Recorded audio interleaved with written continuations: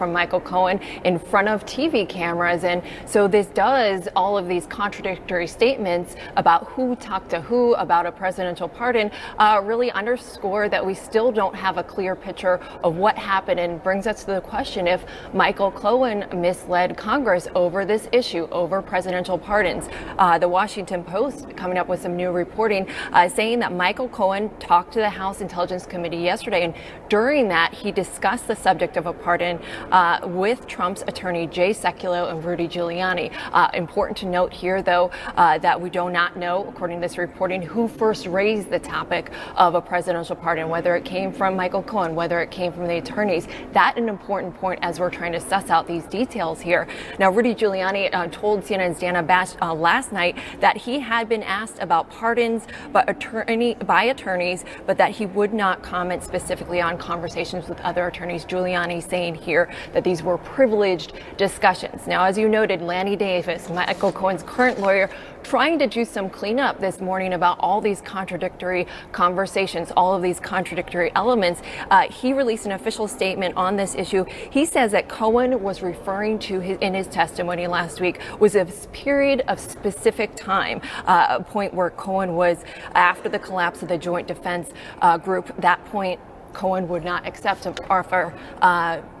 Lanny Davis in the statement saying during that time period, he directed his attorney to explore possibilities of a pardon at one point with Trump lawyer Rudy Giuliani, as well as other lawyers advising President Trump. Now, very clear, guys, a lot of confusing elements to this, but very clear that we still have a lot more to learn about this, and certainly that this will come up again.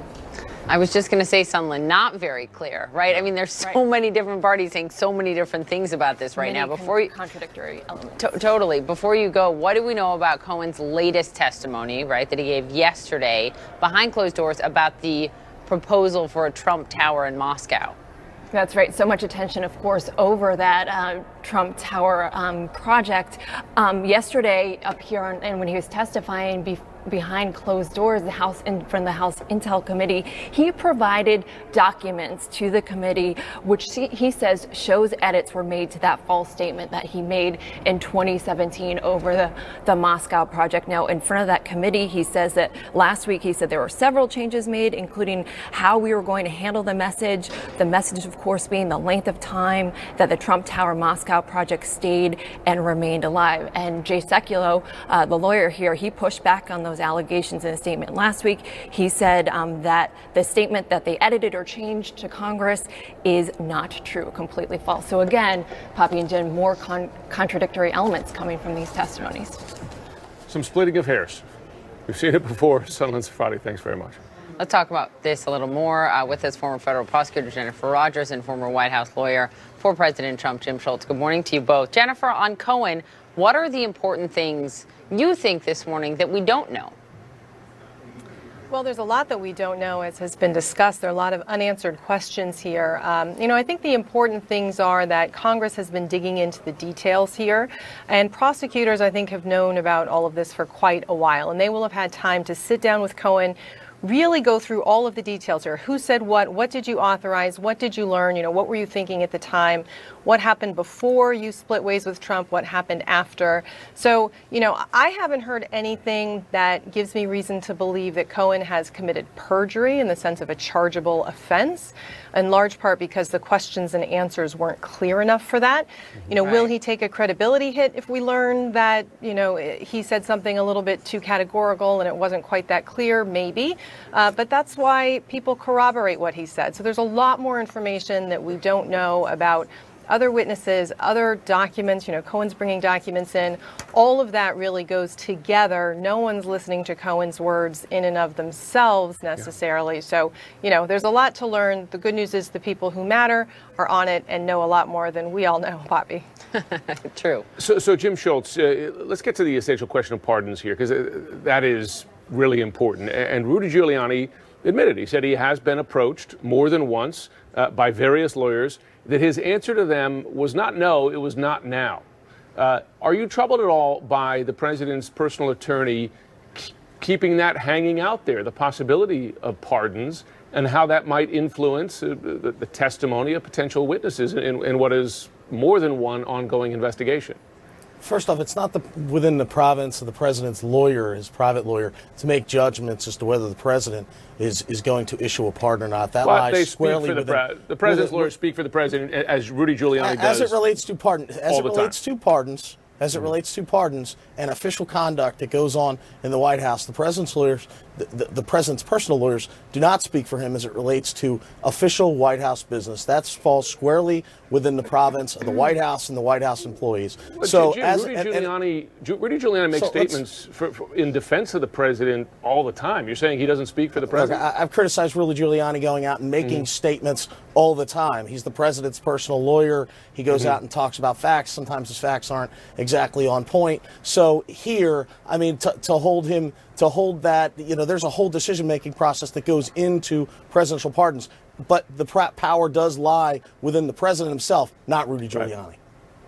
How about this? The Court of Public Opinion matters here as well, right? Sure it does. And last week's Quinnipiac poll shows there's a huge gap in terms of whom Americans trust more on this stuff. Michael Cohen or the president. Look at these numbers. 50% believe Cohen more over the president. And Jim, to you, I mean, that's the American people saying that someone who admitted to lying to Congress, who's headed to prison in part for that and other crimes, is more believable than the president of the United States. Polls are polls. I'd like to see what the actual questions in the polls were. I mean, can we pull it up? I'll read. Sure, please do. I'll read you the question here, guys. Can we pull that back up? Whom do you believe more? And what came before that question? I'm sure there was a teaser before that question. The polls always typically do that. Who do you believe more? That's a pretty straightforward question. There were a series of other questions. Right. I've seen confusing questions before. That's not one of them. Right. I understand. But it is troubling, right, that the American people believe Michael Cohen, that there is a poll out there that the American people believe Michael Cohen more than they believe President Trump on these issues, especially given the fact that Michael Cohen is an admitted liar as it relates to these matters. He's pled guilty to it.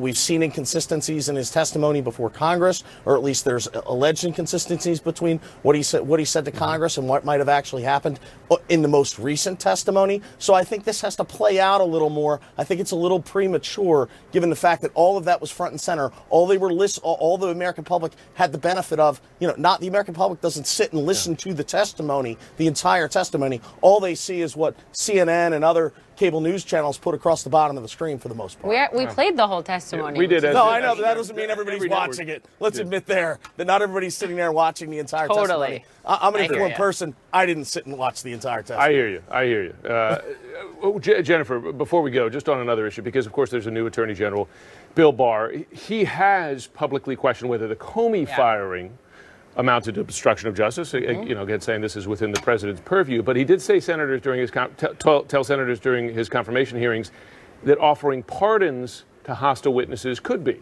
conceivably obstruction of justice. I mean, with what we're learning here, does this pose potential danger to the president? That's right, Jim, and it is a big deal. Now, to Jim's point from before, if you were actually thinking about charging something criminally, you would have to prove that the president himself knew that these conversations were going on. That can't just be Giuliani on his own kind of throwing out these ideas.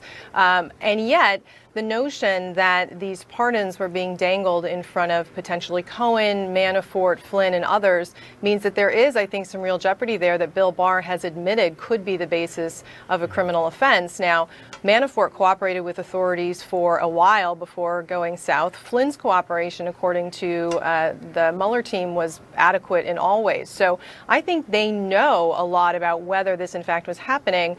Whether they know whether the president was personally involved or not is another question, and that's what they would have to have in order to even consider charging him. Yeah, I get it. Listen, thanks to both of you. These are complicated issues, and we're going to be, the American public's going to be judging them over time. Other issues today. Paul Manafort set to learn his fate inside a Virginia federal court today. How long will he go to prison? Right. The president's former campaign chairman is facing up to 25 years behind bars for bank and tax fraud. Sarah Murray is outside the court with more. What are we looking at?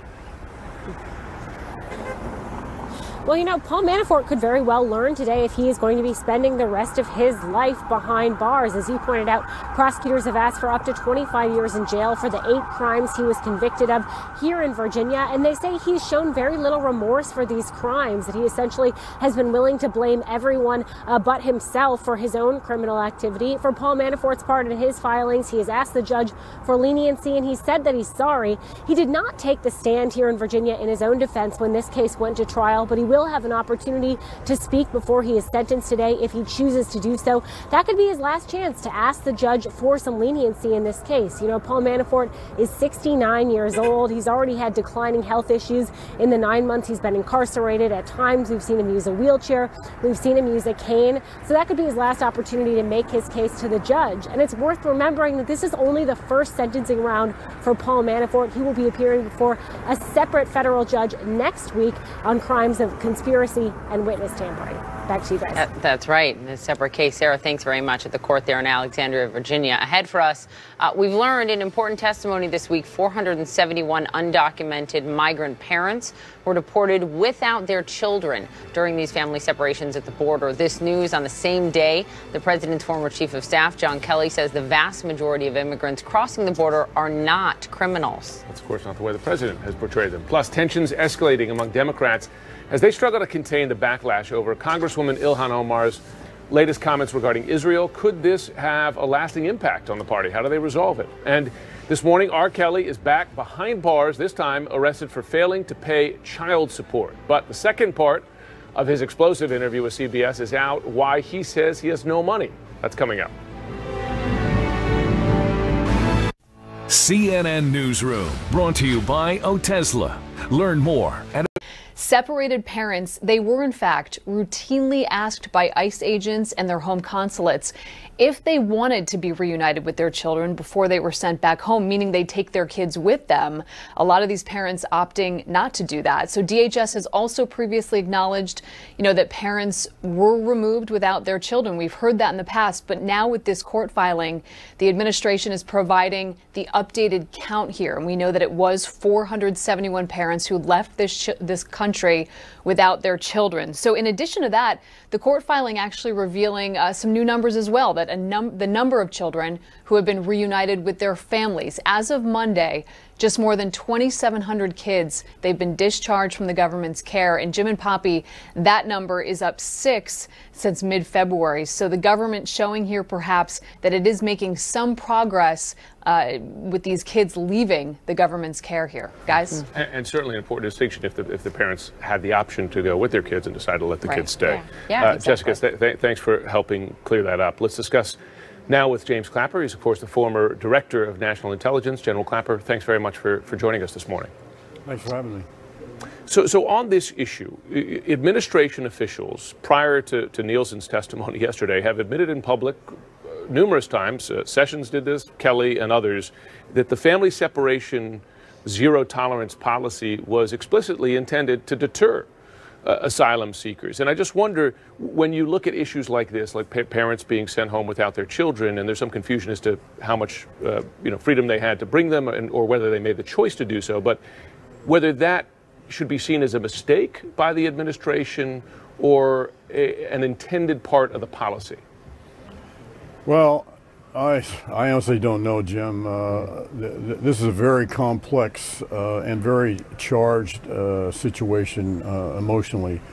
And in fairness, and I'm thinking about the people in the trenches at the border trying to deal with this, and as opposed to what the politicians back here in the Beltway in Washington say.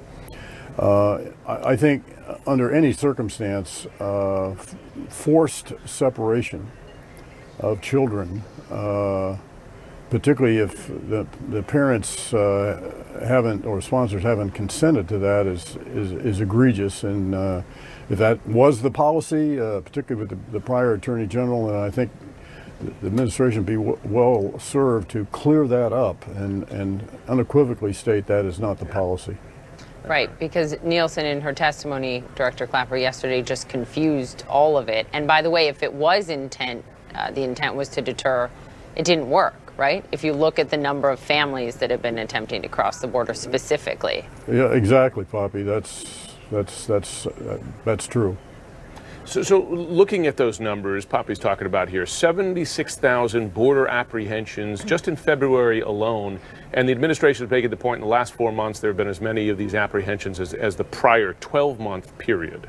I wondered, of course, you were part of these 58 former national security officials who put forth a joint letter last month saying that you are aware of no emergency justifying the president's emergency declaration. I wonder, as you look at those numbers, does that bolster the administration's case that there is an emergency at the well, border? I think there's clearly a humanitarian crisis. I guess I associate the term national security or national emergency with some sort of national security threat, right, which has been the essence of the hype particularly from the president, his tweets and these human traffickers, and this is the threat to us, and that's why we have to deploy active duty forces to the border, which I think is a mistake. I mean, we shouldn't do that. It's an abuse of the troops to use them for that purpose. But I do think it's pretty obvious that we have a tremendous humanitarian crisis, and I think that the Department of Homeland Security, and again, I'm thinking about the troops on the front line there, have a tremendous challenge, and I'm very sympathetic to them. Mm-hmm. If we could get you on North Korea, because this is very important. Obviously, Jim was there at the summit in Hanoi, and since it fell apart, since the president walked away from the table, these new satellite images, Director Clapper, showing rebuilding at this specific long-range missile launch pad site. What's your read? How concerned are you about it? Well, welcome to negotiating with the North Koreans. Yeah. This is a all too familiar pattern of theirs. It's been my strong conviction ever since I engaged with the North Koreans when I went there in 2014 to bring out 2 of our citizens, that they are just not going to denuclearize. I don't care what they say. Now, these summits and dialogue it works to their advantage. It puts Kim Jong-un on a stage on an equal basis with the President of the United States, which is something the North Koreans have longed for decades. So it's not surprising to me that we see evidence of them continuing with their nuclear or missile program. That is the way they generate leverage. Mm-hmm. And I just wish that the president, in fact, in the summit in Singapore in June, had asked Kim Jong-un, what will it take to make you feel sufficiently secure that you don't need nuclear weapons? And right. It would seem to me the answer to that would kind of determine your negotiating strategy, and I don't know that we know that. The other thing would have been very handy to have agreed on would have been a mutual definition of denuclearization, which, as far as I know, we still don't have. So this is not surprising, and this is typical North Korean behavior. John Bolton said this morning that he's open to the president's open to the possibility of another summit. So surprising. We'll see if that one produces more results. Director Clapper, thank you as always. Thanks for having me. Democrats divided this morning, a lot of back and forth, confusion, fighting, bickering over what to do about the repeated controversial comments from freshman Congresswoman Ilhan Omar about Israel. What is the lasting impact on the party here in terms of the division from this?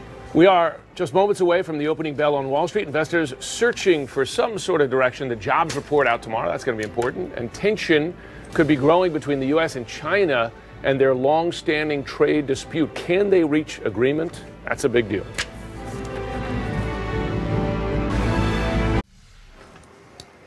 This morning, Democrats are divided on how to handle controversial comments by Congresswoman Ilhan Omar. A resolution by Democratic House leadership condemning anti-Semitism in general is in the works, but sources say that a debate inside the party on the language of that resolution has been messy and tense. Now, the timing of that vote is unclear as well. This is at least 3 2020 Democratic candidates are defending Omar. So how did we get here? Well, the Congresswoman has a history of controversial comments.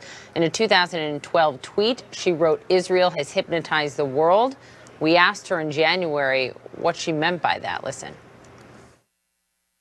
I don't know how my comments would be offensive to Jewish Americans. My comments precisely are addressing what was happening during the Gaza war.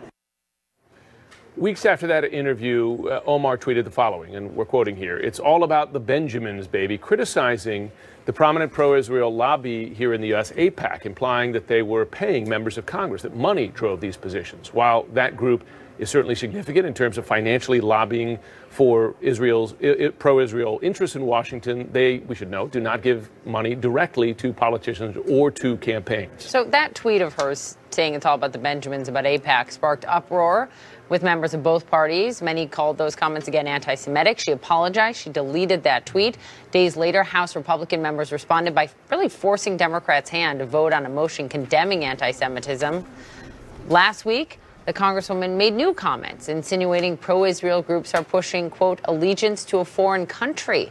And now Democratic leadership is drafting their own resolution condemning anti-Semitism, but there's a hang-up. Joining us now to discuss this, Julie Hirschfeld Davis. She's CNN political analyst and congressional correspondent for the New York Times.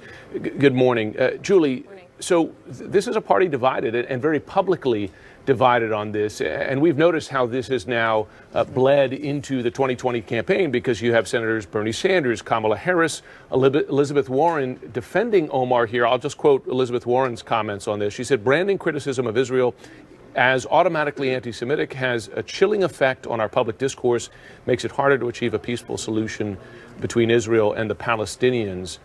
Is it that distinction that's in effect driving this internal debate here?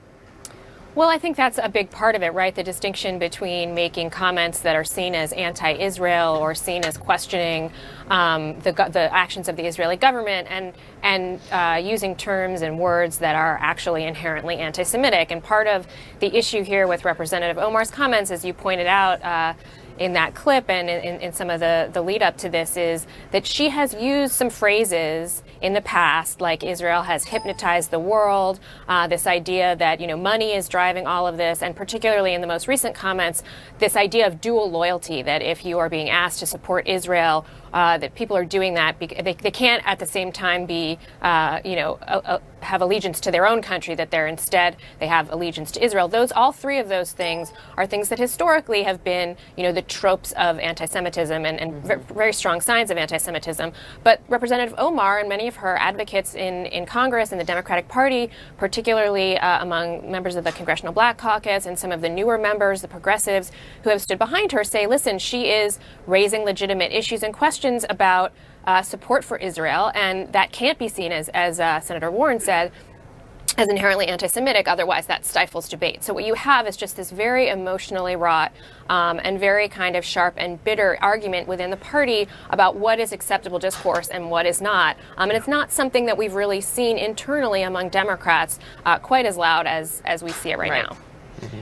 And Eliot Engel, who of course chairs the Foreign Relations Committee that she sits on, said, I hope she grows from this and learns, but she shouldn't be taken off the committee or stripped of this title. Here's the thing. It seems like Republicans, President Trump, are able to capitalize on this. Here's a tweet from the president recently. "It is shameful that House Democrats won't take a stronger stand against anti-Semitism in their conference," even though they are putting forward this resolution that they're going to vote on soon condemning anti-Semitism. From the president, who himself has been, Julie, as you well know, accused of trafficking in these anti-Semitic tropes. Remember this, 2016, a tweet during the campaign showing that picture of Hillary Clinton over a stack of money next to a Star of David. So, despite that, he's making these comments, and it seems to be hurting Democrats more. Well, there's no question. I mean, it is fairly ironic coming from this particular president who, as you point out, has been accused of being insensitive and sort of condoning anti-Semitism, and his comments after the Charlottesville violence, where he seemed to equate neo-Nazis with other both sides. Both sides. But there is no question he is not the first Republican. I'm sure he won't be the last to try to use this as a wedge. I mean, we actually saw this a couple of years ago during the debate over the Iran deal. There was a big effort among the right, among conservative Republicans, to present themselves as the party that is more strongly aligned with Israel, the people, the sort of the logical home of supporters of Israel. And that is something that, is easy for them to do right now. That's part of the problem for Democrats, is that some of this infighting is giving Republicans an opening to sort of try to drive that wedge even deeper. And that's part of the reason they're having so much trouble coming up with, what is the acceptable language here? What should they do with this resolution? Yeah. And now having to delay the vote that was supposed to already have happened. Julie, thanks for the reporting on it. We appreciate it. Julie. Thank you. R. Kelly behind bars this morning, just hours after that explosive emotional interview. Taken into custody for unpaid child support. Just hours after that explosive television interview, Kelly won't be released until he pays the $161,000 he owes. I mean, pay your child support. Yeah, there you go. Simple as that. For starters. Meanwhile, today we're seeing part 2 of that shocking, explosive interview, this time featuring 2 women who say they are R. Kelly's girlfriends, and they spoke in his defense. Here's that interview with Gayle King. When I first met Robert, my parents told me to lie about my age. So when I met him, he thought that I was 18. Both of our parents are basically out here. They're trying to get money and scam because they didn't agree on what happened, with music or wherever it could be. And they're just very upset. What parents would tell their kids to lie about their age? I'm flabbergasted. For starters. Ryan Young following the developments this morning. Wow. Good morning. So much. Hey, guys, there's so much to this story. And in fact, the twists and turns are crazy. When you watch that interview, first of all, you're just kind of sitting there waiting for the next shoe to drop. And I think this sort of teed up what happened in court yesterday, because so many people were in the hallways of the court just waiting to see R. Kelly walk down the hallway. So many people believe the singer has more money. In fact, one of the most revealing things from today's interview, I believe, was the fact that R. Kelly said he had never even been to his own bank to look in his bank account, and he realized he had less than $400,000 left. So you look at that child support payment of $161,000 that he wasn't able to pay. His publicist told us yesterday that he was prepared to pay $50,000 or $60,000 worth. The judge was not taking that. They wanted the full payment yesterday. So he was sent back to jail. In fact, we saw him walking by our cameras in the distance when they were taking him back into custody. So now the question is, can the singer come up with money to get out on bail for this last charge? There was also a gag order put into this case because there's minor children involved. But listen to another part of this interview that the twists and turns are just so unbelievable. Listen to what he told Gayle King again this morning. How can I pay child support? How? If my ex-wife is destroying my name and I can't work, how can I work? How can I get paid? How can I take care of my kids? How? Your ex-wife Use your common sense. Your ex-wife says you abused her, Robert. 13 lies. What kind of woman would tear down a dad who's trying to have a relationship with their kids? You know how many kids need a relationship with their father?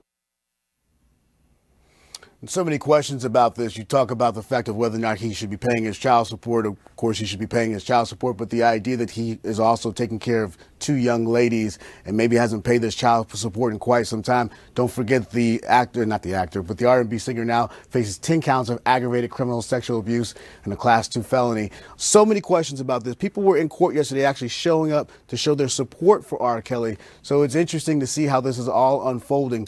Of course, the next drop, we're told next Wednesday, they believe he might be able to get out because his publicist was actually telling us they were hoping to see if they can get some money together to get him out. This just keeps twisting and turning. We're getting more details, and more alleged victims seem to be coming forward.